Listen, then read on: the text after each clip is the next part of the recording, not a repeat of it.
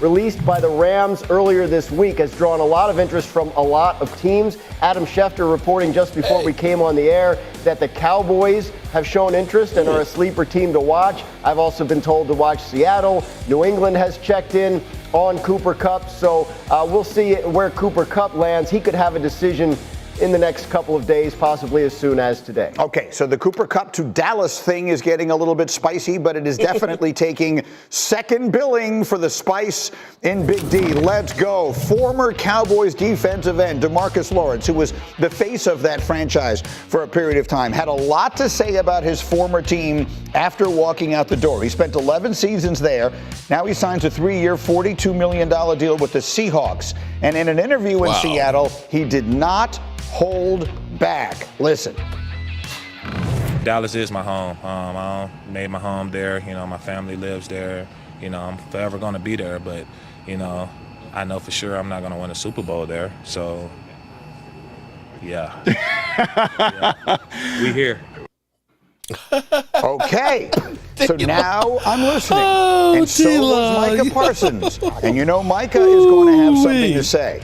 Yeah, he that was funny. This is what rejection and envy look like. This some clown stuff. Yeah. Some clown bull. Lawrence didn't let that one go unchecked. He responded, calling me a clown won't change the fact that I told the truth. Maybe if you spent less time tweeting and more time winning, I wouldn't have left. Oh, this gets interesting. Here we go. Yes, sir. A tea for everyone here this morning. There are so many different places that we can begin this. But let's start with this. My father was a lawyer, and he always used to say, truth is an absolute defense. You cannot be convicted of libel or slander if you can prove that what you said is true. Did DeMarcus Lawrence tell the truth? Absolutely. And he said the same thing that we've been saying for a long time here. You look at the Dallas Cowboys, and for so long they're focused on everything except winning. I think what DeMarcus Lawrence was saying is, hey, in Seattle, I know one thing. We're chasing a championship. And he feels as though his 11 years, we can all say we want to say he was in the building for over a decade. And I think he feels that from Jerry Jones on down, we're trying to grab attention and all of these different things, but we're not focused on the only thing that matters for a football player, and that's chasing a Super Bowl. What do you think, Bart? I mean, time is wasted on the young, right? And sometimes I used to always tell the rookies, like, one day you're going to be sitting in this seat and you're going to understand when you have people that's not serious about winning, because we don't have forever to play. So I need you to take my time seriously. And Michael Parsons right now is a young player. But at some point, DeMarcus Lawrence was him. He was a young, gifted, talented player. What do we do? The sand run out of the hourglass, and Micah's going to be here as well. And I think he's echoing what I'm sure other players feel like, man. This dude always got something to say. Malik Hooker said, yeah, you're a great player, man, but just shut up sometimes. We don't need your commentary on everything. This is the new athlete that comes in, the branding. And you have to ask yourself, listen, do you think that Michael Parsons is now going to be the loudest voice inside of that locker room? Yes. Is this the right type of message you want to send out, that you're a Twitter thug or whatever that is? So look, there's two separate parts of this. Micah, yes, we have all been critical of him. I don't really have a problem with him defending his own team, but I get that part of it. But there are really two separate conversations to be had. There's what DeMarcus Lawrence said initially, and then there's the response involving Micah. Let's deal in the first part first. Sure. Dan, have sat here saying, and by we, I mean me and there's a method to my everyone else here. who comes in here, talking about how the Cowboys are about attention, they're not about winning. They're not really, they selectively aggressive and all in and all the different things that they have said. And that has all come from outside the house. I'll never forget Michael Strahan on Fox when they lost in that playoff game 2 years ago, sort of issuing a plea to Jerry Jones when the game was over, saying, please stop treating this like it's a show. Please stop treating your players like they're actors. Please start treating this like it's a football team, like it's a competitive business as opposed to, show business, which we all understand that on some level it is, and that has made Jerry Jones a very rich man. All those things have come. Well, hello, good people and Eagle fans. Mark Holmes here, of course, with my buddy Cowboy Joe Boo and Joe Bear in the house. And as always, I want to say thank you all for watching, commenting, subscribing, and being part of the Joe Boo Sports Report. Without you guys, as well as you ladies, you know it literally does not work. It certainly doesn't work out with Gina Dallas Diva or Lady Libra in both channels. Appreciate it, Lita. And, of course, the vampire that is Holly Pierce. What's going on, Holly? Holly, I hope you get some sleep and stuff, but I appreciate all of the stuff that you end up sending me and things. Appreciate it. We got Jeff Lee. My name is Jeff. We got Logan the Motorsport, who is always here before everybody else. Derek Young, Alan Williams, Chris May, Retro, Grub, and Cowboys. Man, can you send me some pizza? Can you send me? I'd really like a slice. We got Dwayne Sweeney. We got Ken. We got JP Ricks in the house. We got Roland, Stacy Schubert. What's going on? We got Be the God over on the other channel, and Angel. What's up, Angel? How are you doing over there? Did I get everybody that's up in here? Georgie, Cowboys for life. What's going on? Welcome, everybody, on this holiday weekend. I hope that if you are traveling, that you are careful getting where you're going. There's going to be a lot of people out here ready to rock and roll for summer, drinking and driving and drinking and everything else and acting a fool. Be careful, okay? And arriving 10 minutes early is not worth your life. Be careful on the roads. And please remember what this weekend is about. It's about those, excuse me, who are no longer with us. So please definitely keep them in your thoughts. I am excited because I started last week the countdown clock down here. Look at that. This is the exact, to the second, clock to the Dallas Cowboys season opener against the Philadelphia Eagles. Can you believe that? 103 days, 23 hours, 12 minutes, and 12 minutes until kickoff. And I literally cannot wait to get this party started. It's crazy because the Eagle fans, you know, it's funny. I cannot stand the Eagles. We all know this, okay? We know this. Jimbo in the house. What's up, Jimbo? The burgers were good. Oh, my goodness. They were juicy with the mushrooms and the grilled mushrooms, onions, and jalapeno peppers on top of it. Man, I put some sweet pickles, too, with it, and a little Grey Poupon and some ketchup and mayonnaise. Man, and sliced avocado. They were about this big, man. And, you had to have a big mouth to open them up and eat them, but they were good. The thing about the Eagle fans, now I can say that I hate the Eagles. We know I hate the Eagles, okay? But I can at least quantify and say some good things about them that they've actually done. I can, say that Saquon, that season of running the football was incredible, okay? That him going from the Giants to the Eagles was a great thing, and that he's an incredible player. I can say that Jalen Hurts, be it he's not required to carry the team, does show up in big moments. But when it comes to the Cowboys, no matter what it is, there's not a single thing that an Eagle fan can recognize and say, well, they're actually pretty good at doing that. I don't understand why it is that you can't give the Cowboys credit for anything at all. That even the fact that during the regular season that Dak Prescott is kicking your teeth in, you can't even recognize, oh, well, it doesn't matter. Oh, that's bullshit, because we all know. We don't, you actually make it sound like we don't try to play that game against Dak Prescott because we know the Cowboys aren't going to do anything in the playoffs. So we just take that week off, and that's the only reason why. That's literally the kind of argument that you get from Eagle fans. You can't just say, you know what, I don't know what it is, but for some reason, when Dak Prescott plays us, he always gives us the best game. Is that really that hard to actually do? Daniel Camardi, what's going on? Internet Junkie. Mark's but no, I'm just saying. Listen, I have gone through, I have been blessed enough to have done some really cool things. I was giddy when I talked to Harold Carmichael. And listening to him, I can recognize that he was one of the greatest tight ends. In fact, he was a game-changing for the position tight end. Even though he was an Eagle player, I can recognize that he was great. You can't do that. You guys have been beat down for so long until you finally won your Super Bowl that you're holding all of this anger and everything else. Every single thing you do. You guys won the Super Bowl. You shouldn't give a rat's ass what the lowly ass Cowboys are doing. It shouldn't even be a blip on your radar.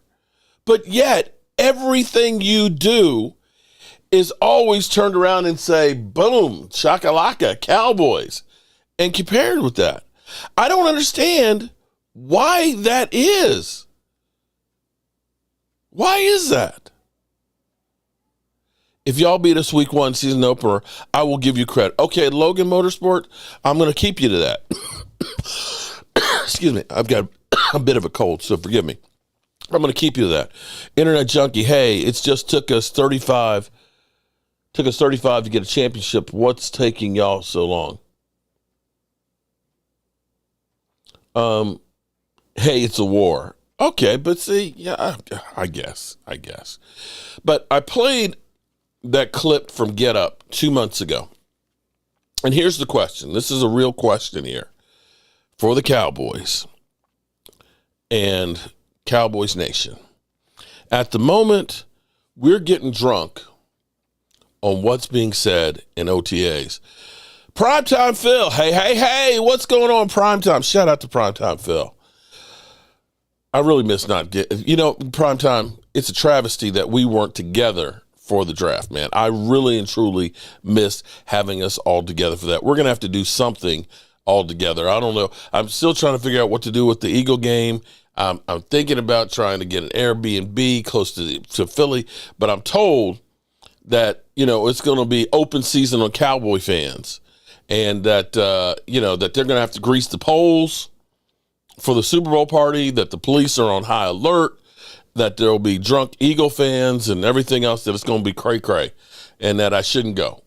I'm still crazy enough to say it's on my bucket list. It may be the last thing I do on my bucket list, but it is on my bucket list, so I don't know what to do on that one. Sorry, it took 57 years for the Birds to win one Super Bowl. It really did. It really did. Actually, it wasn't 57. It was 50. How old was I? 2017. That was 8 years ago. 52 years. I think it was 52, Willie, because they won it in 2017. The reason I know is this is Super Bowl 60, and I'll be 60 because I'm the same age as the Super Bowl. I played that clip from Get Up because we had, D-Law basically. I think D-Law kind of got tricked into that whole thing because he said, well, I know I'm not going to win a Super Bowl there. Well, of course you're not. You're not there any longer. If you had said that when you were there, then that would make sense that you were throwing shade on the Cowboys. But then, of course, when Micah clamped back and all that, he came back. Maybe if you spent less time tweeting and more time winning, I wouldn't have left. And you know what, D-Law, if you were getting results like Micah Parsons tweeting, I'd been okay with that because you weren't getting the same results as he was. In fact, you weren't even staying on the field because you had been broke down a lot over the last couple of years. But be that as it may, we looked at this point of the year when we had gotten rid of Mike McCarthy, or they couldn't work out a deal with Mike McCarthy. They reached for straws and, ended up with Brian Schottenheimer, who might end up being exactly what they needed. Sometimes you get put in the spotlight and you shine.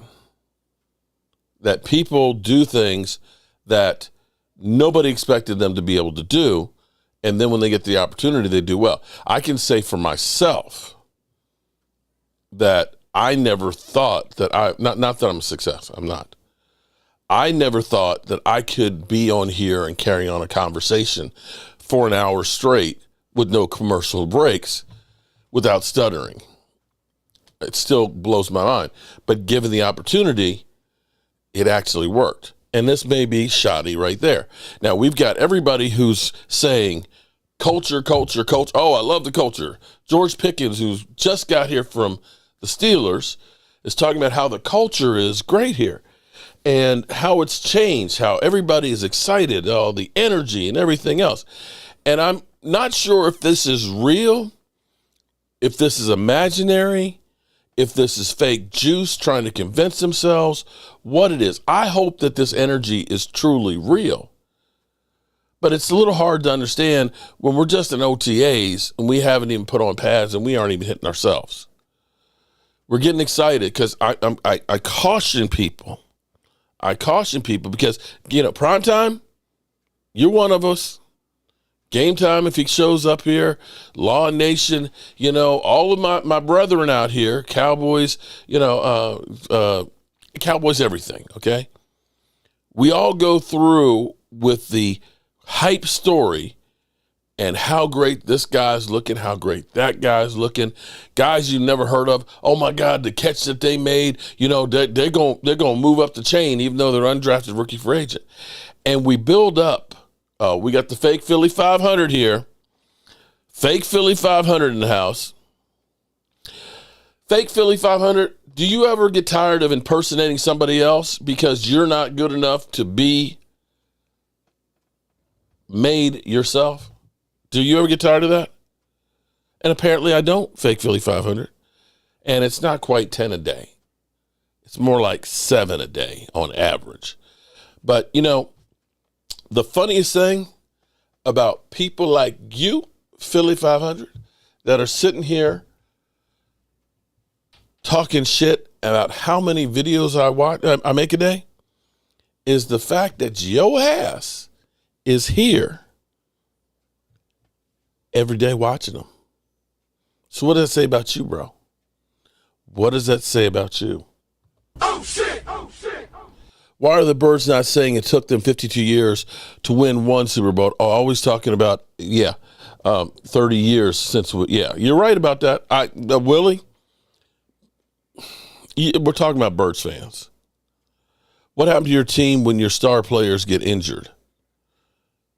Well, generally speaking, when your star players get injured, you don't play as well. You don't. Dirty Sanchez, hey. The hell is there? Oh, Dirty, you're on the you're on my original channel. We simulcast on Cowboy Joe Boo. That's my backup channel in case YouTube gets crazy. In case, and you may want to subscribe up to that one, people, because YouTube, no rhyme or reason, all of a sudden your shit is gone. And that's why we got the backup. So hey, Dirty. But while you're there, subscribe to that channel there, Dirty, and hit the like button. Okay, so I really and truly like Brian Schottenheimer. Brian Schottenheimer has seemed to me to be a breath of fresh air, okay? He's 51 years old. He's younger. He seems to relate to the players. He's trying to have fun with the players. He's trying to get them motivated, trying to get everything he can out of them. Now, I'm going to still say, and I know people will disagree with me, but Mike McCarthy was not a bad coach. And I think if the Cowboys maybe were doing like they were doing right now, that Mike McCarthy, who was still, I don't care what you say, when you win 12 games in the NFL in a season, you're doing something right. And to do it for 3 years in a row without the Cowboys really doing an all-in and really trying to bring in talent speaks volumes for him. So I'm not here to shit on Mike McCarthy, okay? I'm not here to shit on him. We're just looking at now two different coaches. Now, the interesting part here is Schottenheimer and Schottenheimer and Mike McCarthy are tied at the hips because it was Marty's dad who asked Mike McCarthy to put his son on his coaching staff to get him a start. Philly D, Jordan calls Hurt the new GOAT. Okay. I don't give a rat's ass about what Jordan. I'm not a basketball fan. How about that, Philly D? But I appreciate the super chat. Appreciate that. But we'll see. We'll see if he wins like 5 in a row or something, okay? He's won one freaking ring, okay? He may be a one-hit wonder. Don't start video when your food is half cooked. Share your recipe. Okay, all right. Next time I'll do soup to nuts. I'll keep talking throughout the whole burger. On the end of the tape, I did put the burger in there to show you what it looked like, okay? Damn. No matter what I do, I can't get anything right. Listen to Mike McCarthy. This is 2 years ago or 3 years ago at OTAs for a second. Just listen to him and tell me how you feel about him versus Brian Schottenheimer. And what do you look for with a player coming off an injury like that at quarterback when he goes back-to-back days like that? Well, I think like any player that has a lower extremity injury, particularly to the joint area, you focus on that, and really we're really past that. I think it's real credit to Dak and Britt and all the work that's gone into it. So he's been moving with a lot of confidence for some time now. So really we're just focusing on the footwork and getting back through each concept, particularly the QB movements and in the fake game, just because those are the things all the quarterbacks we need. We need a lot of work, just as a whole offense, quarterback footwork driven focus. So this is the perfect schedule for him to be on. So he's really capable of doing everything that we've done the last 2 days. We're just being cautious, keeping him out of the team periods, and that's something that we'll evaluate at the end of the week. But I foresee us doing that here, all 3 weeks, and putting them in the team periods once we get into training camp. And it's more precaution on the medical staff and myself, just being smart there. But he looks great. I'm sorry. A ton of work into this. So I would say he's ahead of schedule.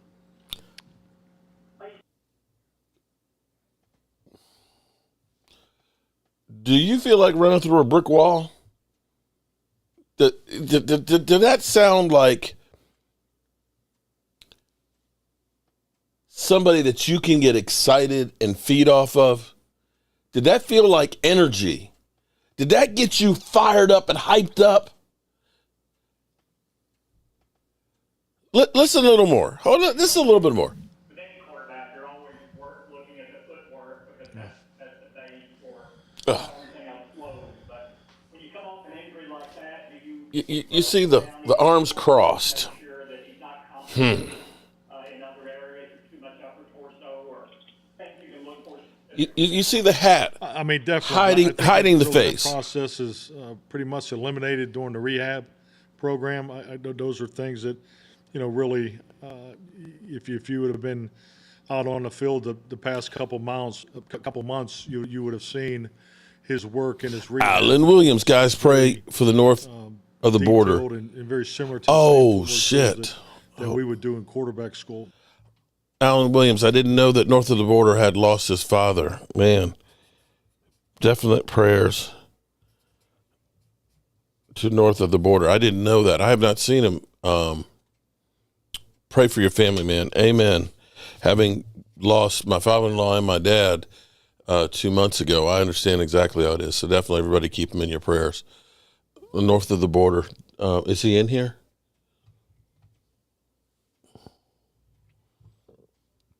North of the border. Sending you prayers, buddy. I play that. People are like, why are you playing that? Because we got a new coach and everything else. I'm trying to, first of all, you have to learn from the past in order to move ahead, okay? And I want you to pay attention because I want to do a comparison here, okay? There's a method to my madness here, okay? I know I'm crazy, but think about what you saw with Brian Schottenheimer. With Mike McCarthy. God, I'm just like getting dementia. He's got the cap on that's literally got his eyes shaded. He's got his arms crossed, which is like I'm annoyed. And it's just kind of monotone, his responses. You understand what I'm saying? Shout out to north of the border, buddy. My prayers are definitely with you, man. I'm sorry you lost your dad. I know exactly how you feel, buddy. Kid Cowboy in the house, Gary Bookwalter. Shout out to you, too. Energy is so much better. Now, look at Brian Schottenheimer. Let's take a look at this. South, please. Yeah, Calvin Watkins, Dallas Morning News. What's the objective of the rookies this weekend for you guys? A couple things. Great question. Great question. I'd say number one is get them connected. Get them connected to each other, the coaches, the building. Part of that is getting comfortable being here and where we work out and where the meeting rooms are and,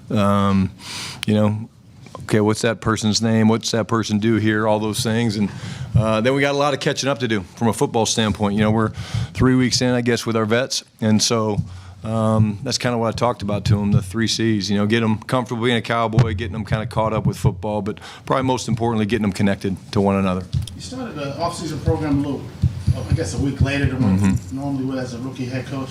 Why was that? I think it was just, you get plenty of work. I wasn't going to do the mini camp. You'd have to start the first week to do the mini camp. Again, you guys get it. This is somebody said underwear Olympics, right? I mean, it's like you get to run around a little bit, but I felt really good about the schedule, and then I wanted the extra week to just kind of give these guys a little bit more time to get away, and then when they got back, it was time to get to work. Doesn't that sound? Cowboys, I'm old enough to remember when they did pads. Me too. Me too. You see the smile. You see the hands open, the arm up. He is an open book. What can you see from them and say, okay, this guy got it? It's hard. I'd be lying if I said it wasn't hard. I think it's not just on the field, Clarence. I think it is in the meeting room. It's good questions. We talk about. Okay, that's enough of that one. Mean Metal Mike, my uncle's in the hospital, a blood clot in his left lung. Sending him some prayers too. So he's a diehard Steeler fan. Mark currently at the hospital visiting him. Definitely send him some prayers, Mike, and let him know that Joe Boo Sports Report is praying for him, buddy. I definitely know what that's like. My brother-in-law had a clot in his lung. They have heparin, I think it is one form of anti-clotting medication that they give him. And they gave it to him because he was literally on a ventilator because he couldn't breathe. He sounded like Darth Vader. And the heparin didn't work, but they said they had another medication that was stronger at stopping the blood clotting, but they hesitate to use it because they said that it can actually make your brain bleed because it thins it so much. In which case, they gave it to him. Fortunately for him, it worked, cleared it right on up, so definitely send in prayers. He's in the right place to get that taken care of, so definitely putting prayers out to you. So my point of showing Mike McCarthy and Brian Schottenheimer is you're getting a little window into the difference as far as their energy level. You've got Schottenheimer, who is probably excited that he's got the opportunity to be the head coach of the Dallas Cowboys and finally getting that opportunity. And you know where he kind of reminds me a little bit of, with more energy and maybe a little bit happier, is he reminds me a lot of Kyle Shanahan. Now, I hope that we have that same kind of effect, because the funny thing about Kyle Shanahan, who people look at and say he's a genius and things, again, his dad being, the Shanahan that won Super Bowls with Denver and things, and coaching at Washington. He was the offensive coordinator. This show is more than sports. You're right about that one, Logan Motorsport. This show is definitely about more than just sports. Amen on that one. But you think about Kyle Shanahan, who was offensive coordinator for the Commanders, back then the Redskins. Not a lot of people thought that he was going to be a very good head coach because he was with the Commanders. And so maybe you see a trajectory in the same way with Brian Schottenheimer. Father was, of course, a great coach, having been an offensive coordinator for the Jets, for Seattle, and with the Cowboys, now getting his chance to, after being an offensive coordinator for so many years, experiencing football growing up through watching his dad and things, gets that opportunity and is able to run with it. Scotty to Hottie. Now Shotty is Shanahan. This is hey, Scotty.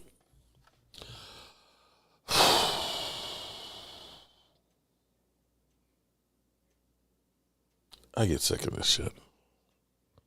I honestly get sick of this shit sometimes. Listen to me.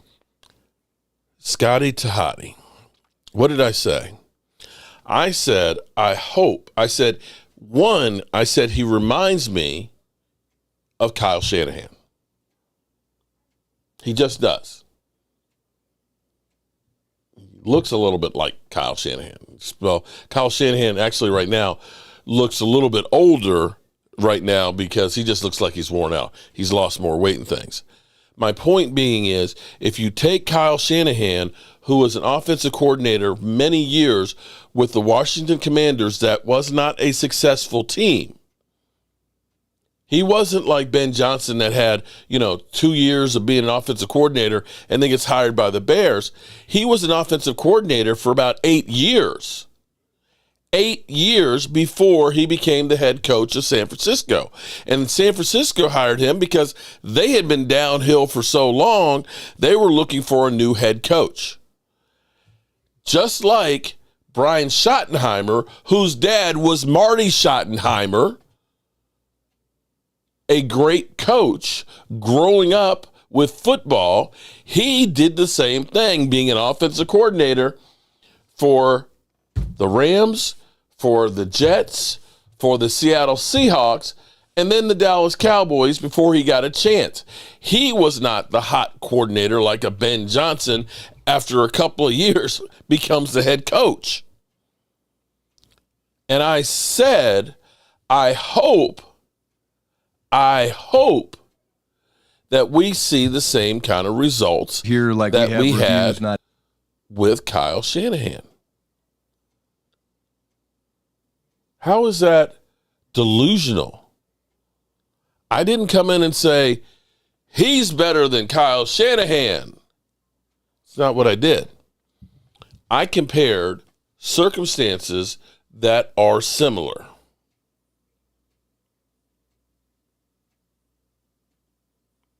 So don't be a jackass. Don't be a jackass. And see, people want to know why, I got banned. Oh, I got put in timeout. Because if you come in here and wasting people's times with the stupid ass comment because you don't know shit, you're wasting everybody's time. You're just wasting, and Lady Libra, Mean Metal Mike, Cowboys Up North, they didn't come in here for stupidness. Willie Vester, what's up, Willie? Scotty might be too young to know all of that. Well, I don't know. Well, he's 51, but he's been coaching for quite a bit of time. Mark, some people, okay. Mark, let them talk. Shorty is going to surprise a lot of people. I think they're going to. Now, we're hearing George Pickens. He's talking about culture. But,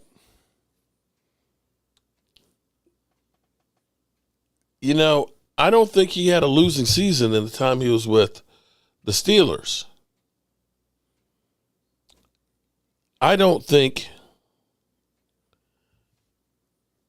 Now, they haven't had success in the playoffs with him, but they were always winning more games than they were losing. And you have to look at the Steelers and say that they've had more of a culture that's been focused in on football more than a marketing agency. So him coming in now and saying the culture, I don't know if that's right or not. Maybe it's just he's so happy to be done with Pittsburgh, and he looks at it and says, Dak is a whole lot better quarterback than what I've been facing, and having CD, my homeboy, on the other side, who I know is going to get some of the attention, is going to make life a lot better for me. That may be the case. I mean, Scott, shouting Mark.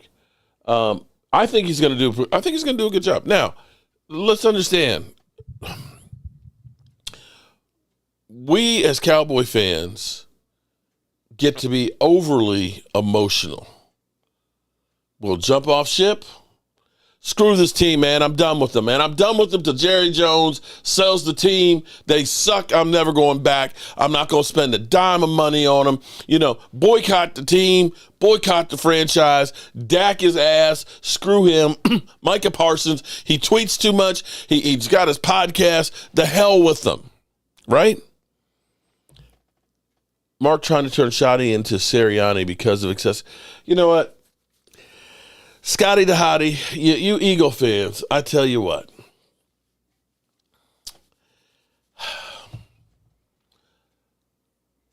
I hate your organization, but I can respect them. That's something that you can't do. You Eagle fans aren't big enough to at least respect somebody else. I can respect that the fact that your team has figured out how to win in this era.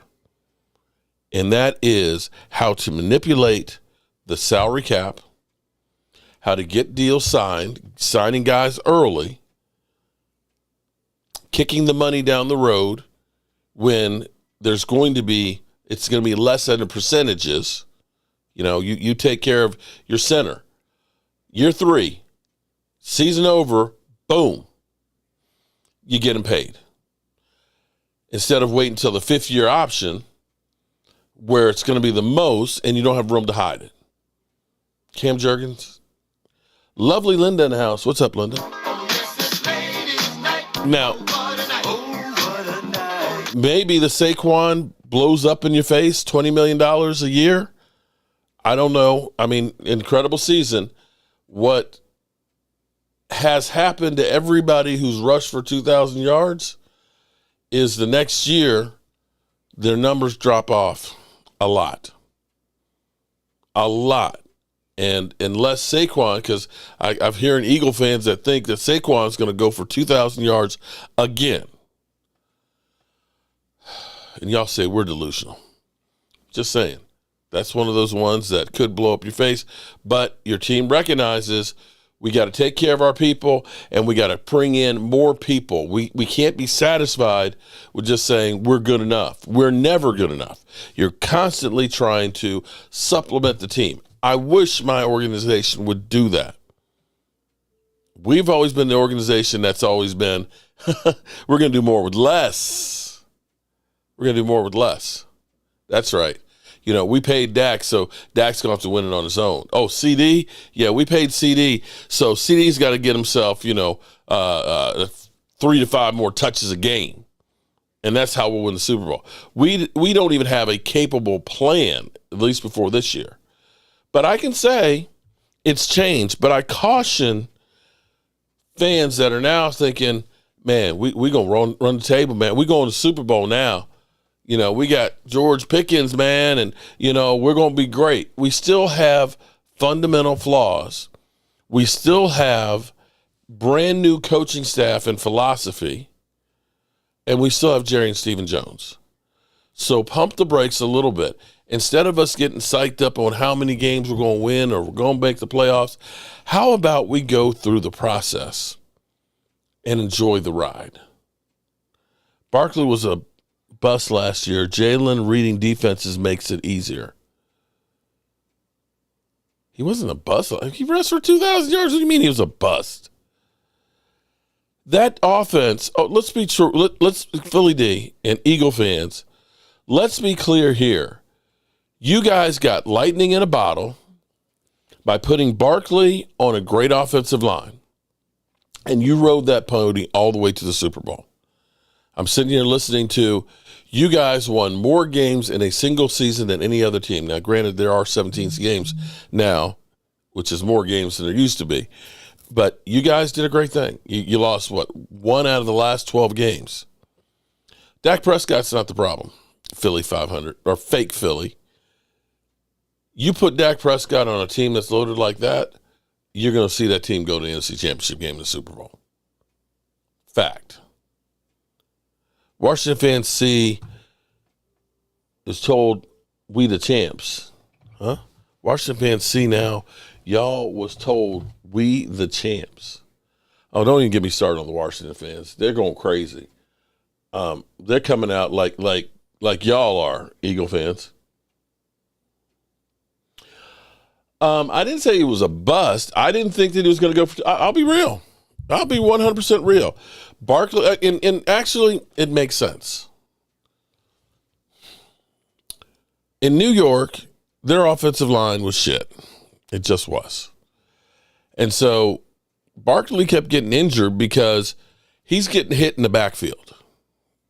Okay, when you get hit in the backfield, here's the difference. If you can get through the line of scrimmage, as opposed to being tackled in the backfield, instead of having 300-pound plus guys falling on you where you get injured, you're getting hit by linebackers, safeties, and cornerbacks, guys that are a lot smaller. And I can use Darren McFadden. Darren McFadden, 3 seasons before he came to the Cowboys, was averaging like 3.3 yards a carry and stayed injured. He came to the Cowboys when we actually had the Great Wall of Dallas 2, when we had Tyron Smith not breaking down, Travis Frederick, and Zach Martin. And he was getting through the line of scrimmage, 2 yards downfield before he's getting contact. And he stayed healthy, and he averaged like 4.5 yards a carry. Those things matter. Saquon, on that offense, that offensive line opened up holes for him. And instead of getting pounded down in the backfield like he had been, it stayed healthy. That's the difference. I did not think he was going to be able to hold up like that, but he did. And I was wrong. I am big enough a man to admit that I was wrong. He made a hell of a difference. But even you Eagle fans, I remember talking to Philly 500. I said the biggest worry is you overload Saquon and he doesn't make it through the season. And he's like, yeah, but we're not going to need to have him run like that. We got Jalen Hurts and A.J. Brown and Devontae Smith and stuff. So it's, he's going to have a part-time role. No, you found something that works and you rode that sucker all the way through. I wish I could do the same thing. I wish DeMarco Murray was still young. Barkley wasn't better than him, and that's the facts. Okay, well, Philly D, you've said everybody sucks on the Cowboys, so what's the difference? I'm tired of hearing the same stupid narrative from Eagle fans that Dak can't read defenses. If Dak can't read defenses, let me go here, because there is a misnomer that you guys have been polluted from too much ESPN and the bullshit that you get. Explain to me, if Dak can't read defenses, how it is that he's considered one of the most accurate quarterbacks, not just of right now, in NFL history. His accuracy is better than guys like Tom Brady, believe it or not, Aaron frickin' Rodgers. And that's not on a loaded team like you guys have. When was the last time we had more than one decent receiver? The last 3 years, we've only had CeeDee Lamb, who literally over the last 2 years has over 2,000 yards more than the next guy. Explain that one to me. So here's my rebuttal to he can't read defenses and he can't throw down the field. Let me come to this one. Regardless of outside narratives, Dak Prescott deserves to be mentioned among the elite at the position. There are at least 2 stats that prove that. First, as pointed out by media personality Down Rodgers on X, Prescott accuracy ranks him higher than some of the best quarterbacks, not in just today's game, but in the history of the game. Those names include Aaron Rodgers, Pat Mahomes, Jalen Hurts, Lamar Jackson, and Josh Allen. In fact, per Pro Football Reference, Prescott ranks 7 all-time in NFL history in career completion percentage, which put him above legendary greats like Peyton Manning, Tom Brady, Kurt Warner, Joe Montana, Steve Young, Brett Favre, Troy Aikman, Andrew Luck, Eli Manning, Rich Gannon, Jim Kelly, Dan Marino. Now, I tell you what, here's what I'd like to see, Philly D, and I'm not trying to be an ass tonight. Walker Wade, Zach Martin said we have a team to win, had the teams to win, fell short. Walker Wade, what's going on, Walker? Are we still going to be okay, Walker?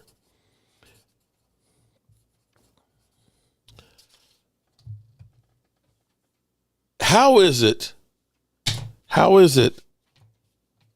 that you are on the cusp of having more yards in the Cowboys' history and more touchdowns?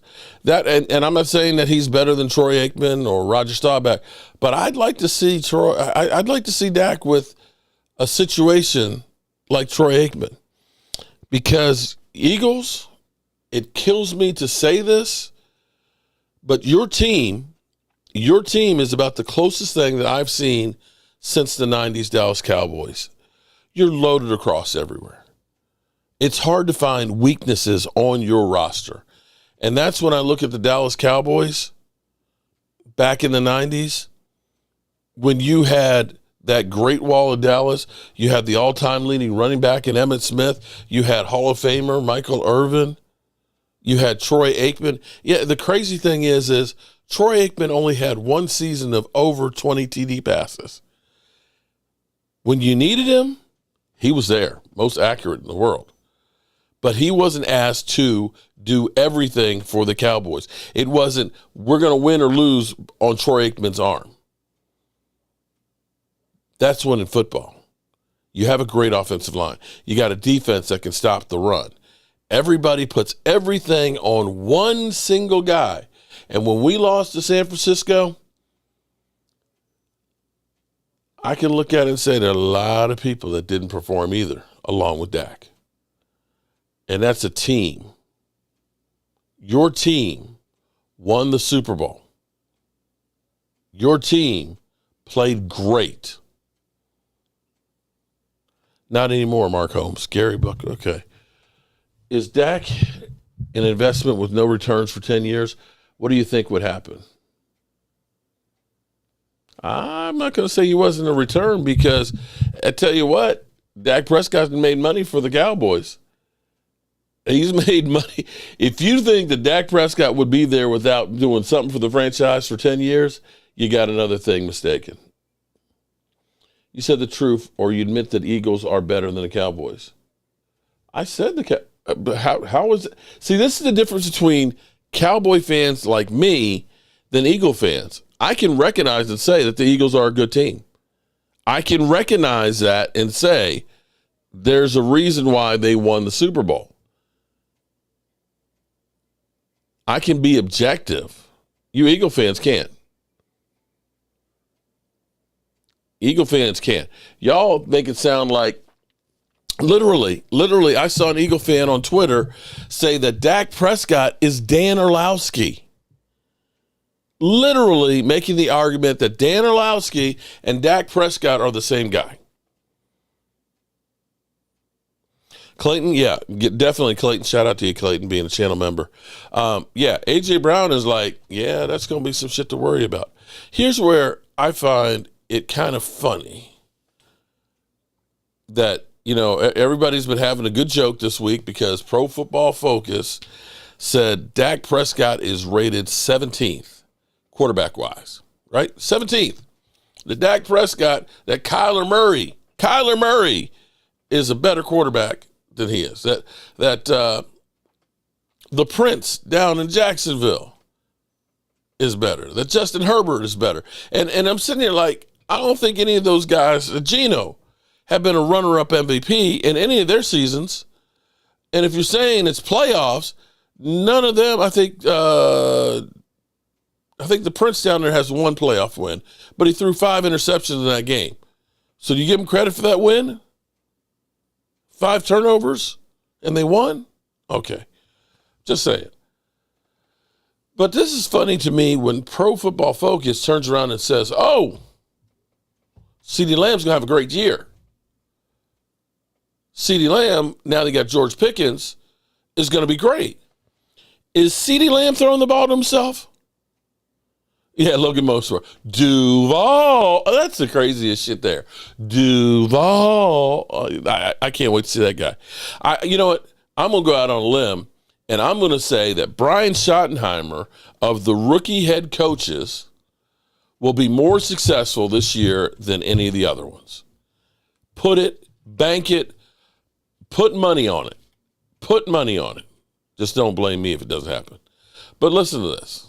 I want to start with CeeDee Lamb in Dallas, because I think this past year, between Dak Prescott's injury and then just the lack of a second threat, right? I think what you saw last year is without Brandon Cooks, kind of out of his prime now, without a legitimate receiver to take the top off and open things up for Lamb underneath, you're talking about somebody who saw a lot tighter windows and just couldn't make as much happen. You saw a lot less production on those shorter throws and less production after the catch, but it's about opening things up for CeeDee Lamb again. So I think he's somebody who could be in for a huge bounce back back year. If Dak Prescott is healthy, if George Pickens is the deep threat that they need him to be, or at least the threat of that, right? The decoy on the outside that just doesn't allow you to double and triple team and focus your whole defense on Lamb the whole.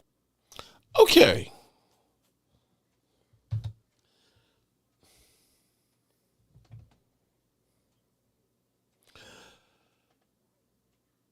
If they're saying that, understand, he said Brandon Cooks isn't in his prime anymore. Understand, Brandon Cooks was not playing when Dak Prescott was playing. You all know that, right? You do know that, right? That Brandon Cooks had an infection in his knee and did not play until late in the season.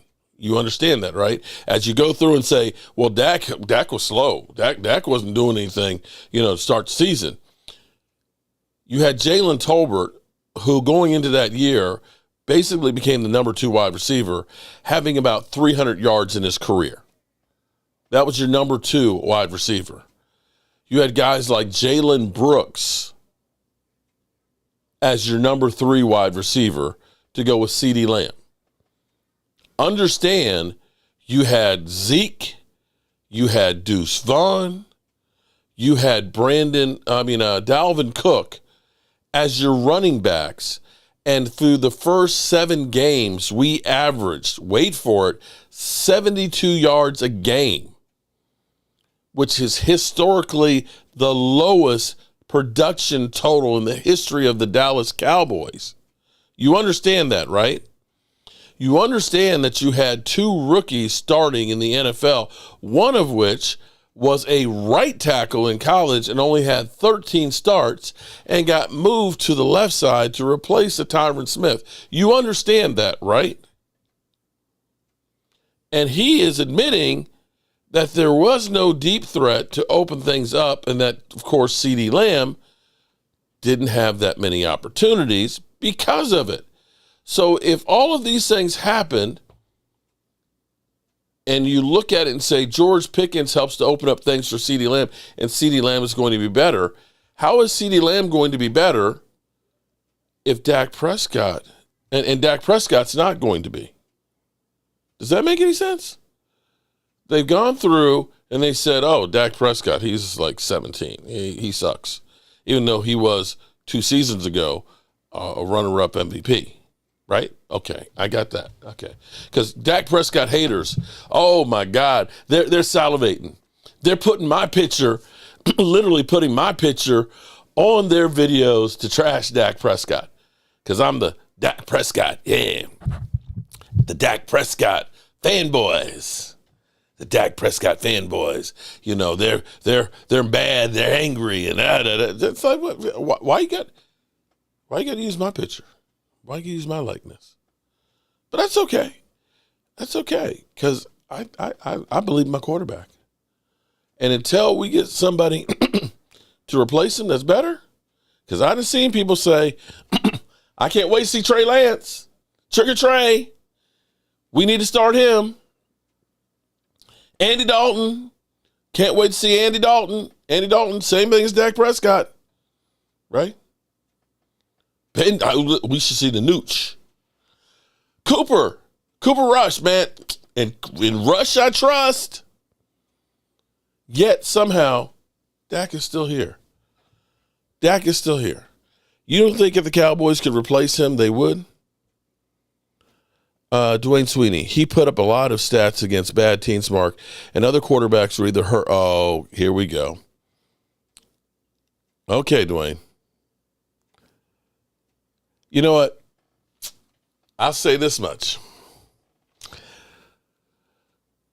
If he is so bad and he's only putting up stats against bad teams, okay, how is it he's getting up there with all of these yards? Over 30,000 yards passing. Wouldn't that be the standard for everybody out there? Because, for example, some of these divisions are terrible. For years, the NFC North, it'd only be like one good team. So how come everybody isn't getting these numbers? How come all of these quarterbacks are MVP candidates? How come all these quarterbacks aren't throwing 35 TDs or 36 TDs, 37 TDs in a season? You don't get that because you suck. And you're right, Keith. Dak is good, but not good enough to do it without help. Take Saquon off the Eagles. Are they winning the Super Bowl this year? Yes or no? Take Saquon off and put Zeke Elliott on there. Take Devontae Smith off of there and put Jalen Tolbert. Take Dallas Goedert off of there and put Schoonmaker on there. Take Lane Johnson off there and put Terrence Steele. How about that? You tell me. Is Jalen Hurts winning the Super Bowl if you do those things? Because he's not. Nobody is. So we turn around and say, Jalen Hurts couldn't do that, but Dak Prescott, he sucks because he can't. When nobody else is going to be able to. You can't win without having the dogs in the fight. You think we won the Super Bowl because just Troy Aikman? No. That freaking all-world line. That great wide receiver. That tight end. Jay Novacek, that was a security blanket. Having the players matter. And stop being this, the quarterback if we just get a different quarterback, we'll be okay. Because if that was the case, Aaron Rodgers would be winning it every year. And he doesn't. This team, the Dallas Cowboys, have not given the resources to the teams to go all the way. We all know from the Eagles going all in, from the Rams, from Tampa Bay, you have to get the players on the roster. They want Dak to be Cleveland LeBron James. Awake? You don't have to replace the whole team. Awake. What you got here? Here's the thing that's so crazy about this. I'm awake. Do you think? Let's just go back. Let's just go back 2 years ago. Do you think if the Dallas Cowboys had got themselves a great linebacker and a run-stuffing defensive tackle, do you think that would have made a difference? Do you think that would make a difference to stop the run? I do. It's not like you've got 10 players that you need to replace, a whole team. All we're talking about is adding a few more pieces. I love adding George Pickens. Some rumors out there that Miami's trying to trade Jalen Ramsey. Give me a cornerback that's not coming back off an injury that we're going to rely on. Give me a run stop. I tell you what, you give me a legitimate run-stopping defensive tackle and another legitimate cornerback, and I'll say Dak Prescott's got no excuses. And maybe even throw in a Nick Chubb, because that's what the Eagles would do.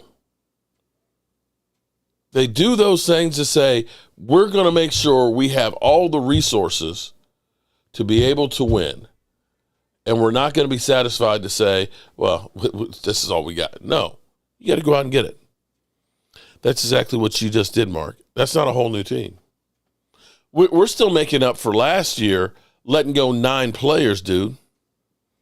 We let go 9 players. We didn't have a legitimate running attack. Come on, man. Whatever. Dak just sucks. If that makes you feel better, and I'm sure somebody will cut that up. Dak is the problem. Dak is the problem for all of the Dallas Cowboys issues. But here's what I know. We've won a hell of a lot more with Dak than when he's been out. Dwayne Sweeney, when one of them is a kick returner, one of them is a punter, and one of them is your kicker. That's 3 of them. The other part on that, Dwayne, the Dallas Cowboys and their marketing machine, that as soon as Pro Bowl voting comes out, you see my man Law, here's the links to vote for Cowboys. I get my girl, Miss Jackie, she's sending me the links. Cowboys faithful go out there and they push their people. And that's a third of the votes, guys. It's the popularity of the Cowboys. Sorry. Do you look at it and say that the Cowboys had that many players that were all better than everybody else in the NFL? I'm not sure about that. But it's fine. The hate drives you guys. It's all good. With that being said, I'm tired, boss. I've been beat down enough today, and I got to work in the morning. So enjoy your holiday weekend. I appreciate everybody being here. Mean Metal, we're praying for your uncle. Cowboys up north, definitely sending prayers for you for your father's funeral tomorrow. I understand and I feel for you. And Romo was another one. We were close. Couple pieces here and there might have made the difference. All righty, good people. As always, I appreciate you all coming in and kicking my teeth in. I know how much y'all enjoy that. It's time to turn out the lights. This party's over. Turn out the lights. The party's over. They say that all good things must end.